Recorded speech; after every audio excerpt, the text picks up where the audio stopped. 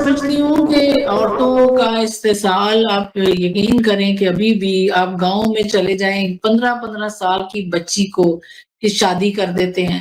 14 سال کی بچی ہوتی ہے تو یا تو اس کے خالہ کا لڑکا یا ماموں کا لڑکا یا کسی کے ساتھ اس کو باندھ دیتے ہیں زبردستی، اور اس کو شادی کر دیتے ہیں کہ یہ ہمارے اوپر بوجھ ہے۔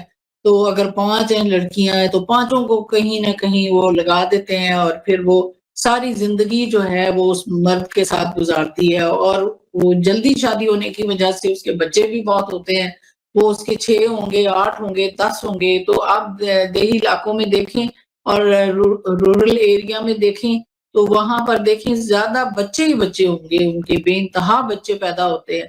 اس کی طرف بھی توجہ ہونی چاہیے کہ جو ایک عورت کا استحصال ایسے بھی ہو رہا ہے۔ سال کی ماں جو ہے اپنی بیٹی کو بیاہ رہی ہے، ان کے تو میٹرک کے سرٹیفکیٹ بھی نہیں ہوتے، تو وہ کہہ دیتی ہے کہ یہ تو ہے ہی 18 سال کی۔ وہ ہوتی نہیں ہے 18 سال کی، کیونکہ وہ گاؤں کی عورتیں جو ہے کھاتی ہیں پیتی ہیں، ان کے وجود بھی بڑے ہوتے ہیں، جلدی جوان ہو جاتی ہیں، تو وہ دیکھنے میں وہ لگے گی 15 سال کی نہیں، وہ 18 کی لگے گی۔ تو ماں باپ جھوٹ بول کے اپنی بچی کو اپنے سر سے اتارتے ہیں، اور اس کو یا تو نوکریوں پہ لگا دیں گے یا شادیاں کر دیں گے۔ زیادہ تر شادیاں ہی ہوتی ہیں کہ وہ کہتی ہیں ہماری جان چھٹے اور یہ بچی جو ہے اپنے گھر جائے۔ تو میں سمجھتی ہوں کہ یہ استحصال کون دیکھ رہا ہے، کون چیک کس کا ہے، مجھے بتائیں۔